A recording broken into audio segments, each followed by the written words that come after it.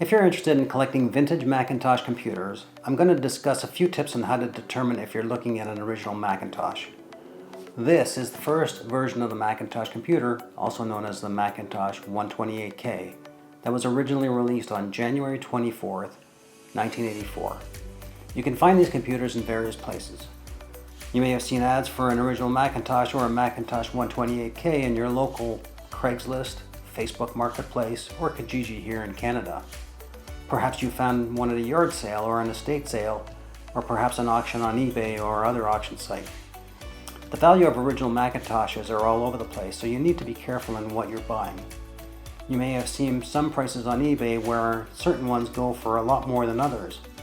Well, there's a difference depending on the Macintosh, whether it's original, has add-ons, and or if it comes complete in box. Original Macintoshes that have been upgraded usually have much less value, even though they're more useful. If you do want an original Macintosh and aren't quite sure how to tell, this is the video for you. I'll be using these Macintoshes behind me to illustrate what is completely original and what is not.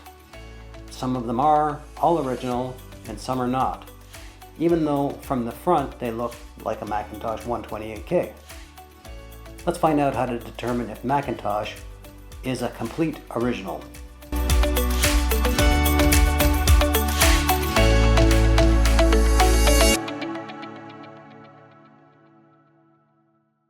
In this video, I'll be using the example Macintoshes to illustrate repairs and upgrades that have occurred and point out the ones that are considered original. Now, a bit of a disclaimer first. This is basically information I've gathered in collecting Macintoshes over the years. There's certain observations that I have seen. I may miss some, I may forget to mention one. If there is anything that you are aware of, please leave a comment and I'll be happy to take a look at those. I'm sure there are more than I'm listing, but this is a good general overview that it is starting at a basic level, so please bear with me if you know most of this stuff already. Let's first talk about what you can tell from the outside of the computer. Now, if you see the front of this Macintosh, there's basically one really big thing that sets it aside from other Macintosh computers, and that's that right next to the logo on the bottom left, there's no writing. Because of this, it's actually a decent chance that this actually is a Mac 128K, but there are other telltale signs as well. So that is one small thing. Obviously, the next big thing is on the back side, but before we go there, there's actually a serial number label that's on the front of the computer as well. The serial number is basically on the bottom left of the computer as shown here. It's right next to the brightness knob, which actually gives you some information. We'll get into a little bit more of the serial numbers because I'll show you a few examples in a little bit. But let's take a look at the back because that is also a big giveaway as to what the machine is. So what you can see from the back is on the top left-hand corner you see the Apple logo, you see the word Macintosh, and that is one of the key things to take a look at.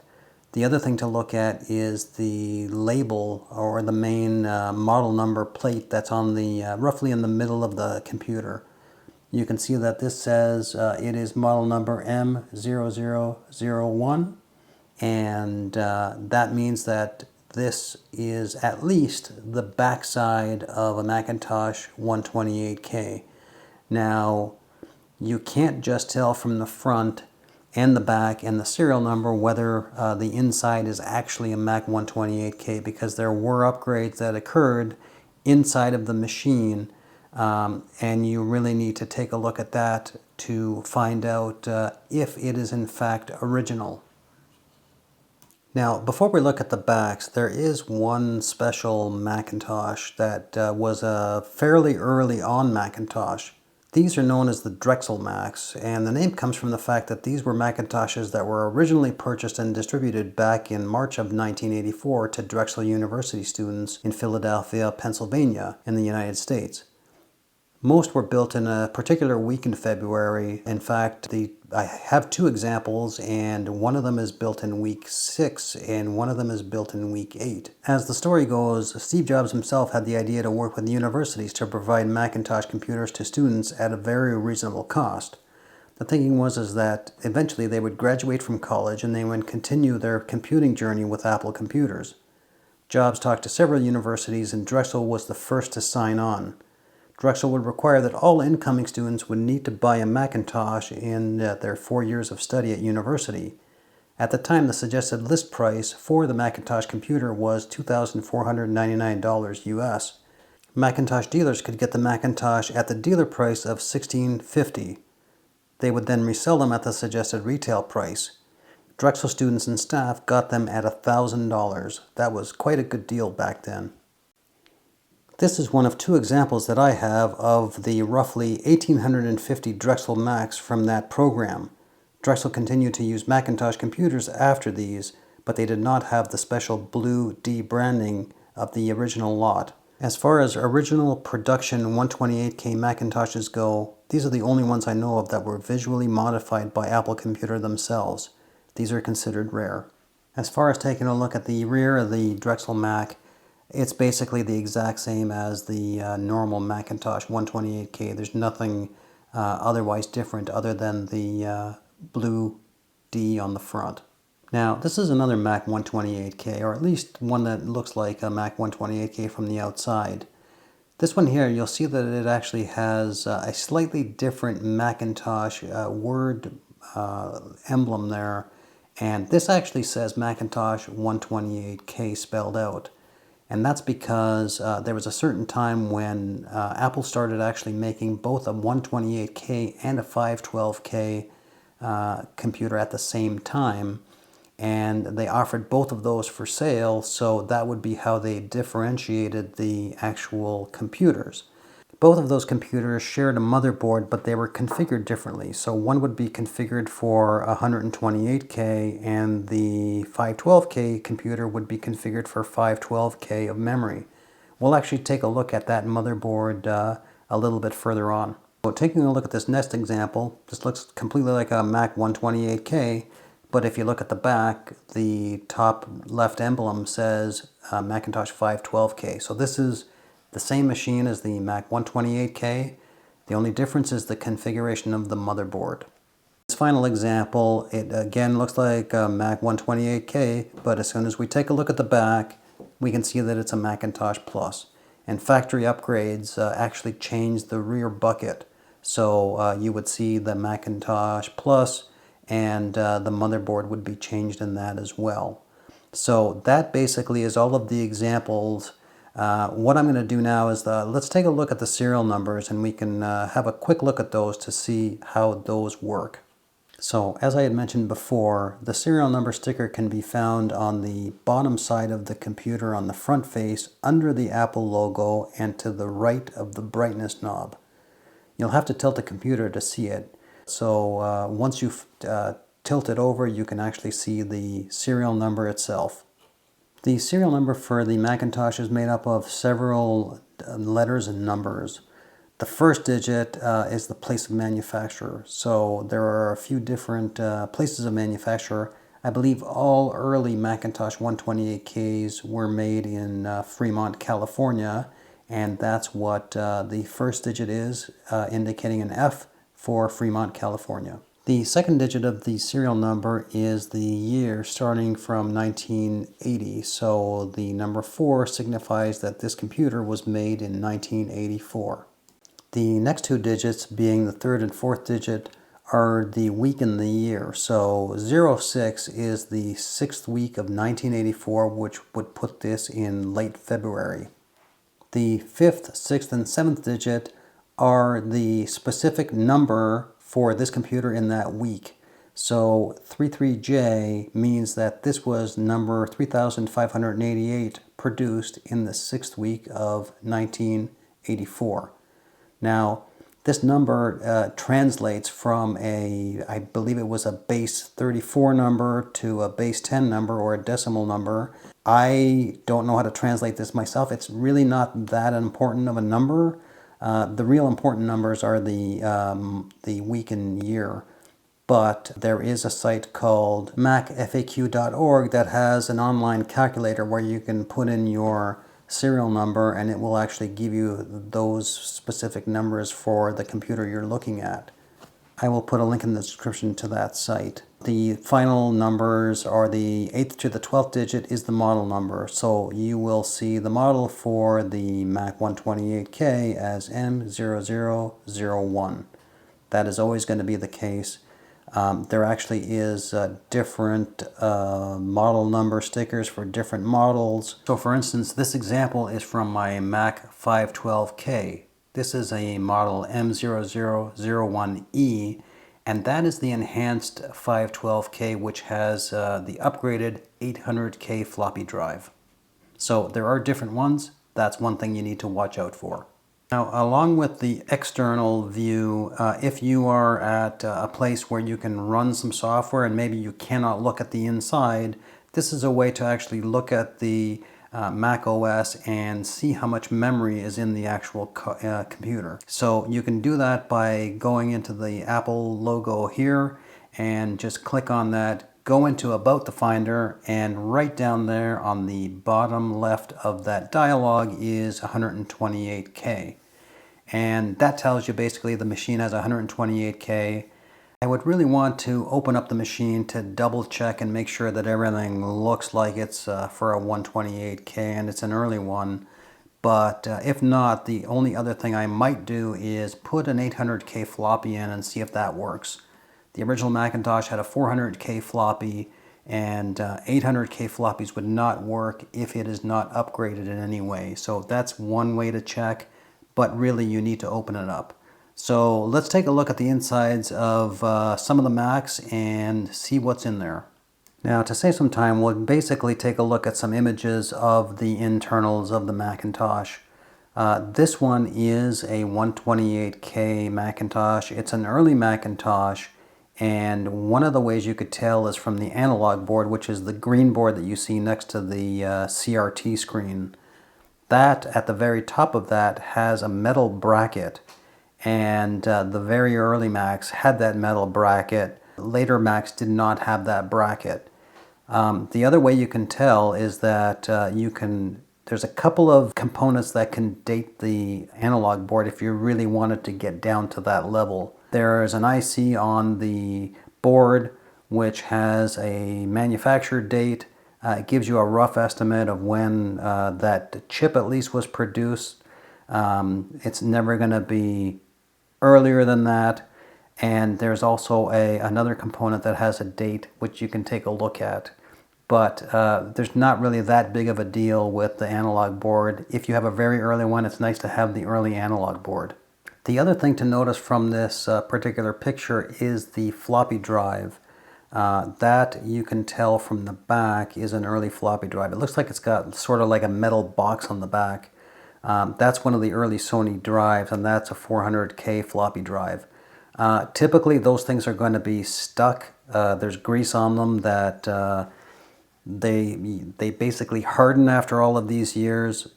That floppy drive has to come out. It has to be serviced to basically remove that grease and re-grease the floppy drive. So if you find one that has a floppy drive that doesn't work, that's basically what it is. It's not a big deal. This is a later analog board and a later floppy drive, so you can see the difference here. The analog board does not have that metal piece, and you can see from the back of the floppy drive that you can see the motor, and it's actually a thinner floppy drive. This is an 800K floppy drive. You really need to have the experience to know what all of them look like, but that's basically a quick way to see that. So we've now pulled out the motherboard, and we're taking a look at that to see what we can see on here. You can see that this motherboard part number is 630-0101, and it has a copyright of 1983. It has a Motorola 68000 CPU in plastic. The memory chips are marked with a little Apple logo, and they are part number MT4264. Those would be the 16 chips that are at the bottom of the board. You I can tell you that MT is not a good thing because those are notorious for being bad. And in fact, this particular board, while it looks like all 16 chips are original, 8 of them are bad. So those are going to be fixed right after this video, but those do need to be replaced. I do believe there were some boards with OKI memory, but the main thing is that there is the 64 in the part number. So these are 4264s. I think the OKI are 4164s, but basically they are 1 bit by 64K. You need 8 of those to make 64 kilobytes of memory, and 2 rows of 8 chips each is a total of 128K. In the case of the Mac 512K, they're going to be 256 by 1 chips. And that would give you basically the same number of chips, but for 512K of memory. So if you see any memory chip numbers with 256 in them, that means that the board has been upgraded to 512K and it is no longer original. So watch out for that. People have actually soldered them directly, so sometimes it's hard to tell. There's actually a little piece, and I'll show you one of the boards that has that little piece, but sometimes the chips are socketed, so you can see that right off the bat. This board, as an example, has 256-bit chips in it, so you can see that the chips are actually socketed, and you can also see right next to the CPU, just on the left side, there's a little board that actually allows the memory to be upgraded like that. So that's also something to look out for. This board is another example. It's got a nice ceramic 68,000 CPU, but you can see on this one that some of the memory has been changed. So these are still 64K chips. The original chips are 84 24th week. So it's still fairly early, but sometimes the chips just have to be replaced, otherwise it's not going to work. So it's not that big of a deal to change that. It's still a 128K computer, and some people kind of like the ceramic CPU. Now, in the last one I showed you the little board that was next to the CPU. In this example, you can see where that board was. There's a long straight line of chips right next to that yellow resistor network. That's where they add that little board. So if you see anything there, that means that it has been modified as well. This is another example board that is actually from the Mac 512KE. This one's a little bit interesting because it's got a ceramic CPU, which is nice. It is a 512K board, so it actually has 2 model numbers on it. It's got the 630-010 and it's got the 630-0110, and you can see that there's a little sticker that says 512K on it. You'll also see a little sticker on the metal bracket. That's where the different ports are along the top. That generally will have a little sticker, the same sticker that says 512K or 128K to tell you which board it is. This one, you can see that's got the yellow writing on it. I've heard that it was some sort of a special board. I don't think so. It came out of the 512KE. Maybe it's an early one, but it looks completely production to me. So I don't think there's anything different with this board other than it glows in the dark. As a bonus for staying this long, here is a pre-production Mac 128K board that I have. You can see that it is slightly different from the usual boards, but not much different. It has a ceramic CPU, but it's interesting that it does not say MC68000, which most other CPUs have on it, even though it's a 68,000 unit label on the board. Maybe Apple wanted to only use house markings on their CPU chips at one point, but decided against it in the end. Maybe it was just an early batch while they did final testing and development. I'm not really sure. This is a late board though. I don't know how to read the OKI memory date codes, unfortunately, but I do find it interesting that there are 200 nanosecond chips which do not work on the production boards. But anyway, the latest date code I could find on the board was on the masked pre-production ROMs. So another interesting thing is that these are marked with part number 342-0220 and 342-0221. Notice that there is no A suffix on them. So they are, from the sticker on them, they do say they're revision 0.7 or 0.7. I'm not sure which. But on those masked ROMs is the date code 343, which would be the 43rd week of 1983, which was getting pretty close to production date. That's always interesting to see. The other thing is that that little yellow sticky note actually has marked on it that it is from the Macintosh serial number A1908 that appears to have gone missing. It's late enough that this does not have the resistor and LED like other pre-production boards have, but from the ROM chips and other bits and pieces, and there's actually a number marked on the top corner, the top right corner of the board. This is definitely a pre-production board. So that basically covers all of the different boards and how now you can read certain things on the boards and determine if you are looking at an original Macintosh or not. Thanks for joining me on the Collector Spotlight for the Mac 128K computer. I hope there was some pieces of information you found useful. I myself am learning, so if there is anything that you know of that I did not cover, please leave me a comment. I'd love to take a look at those. Otherwise, until next time, bye for now.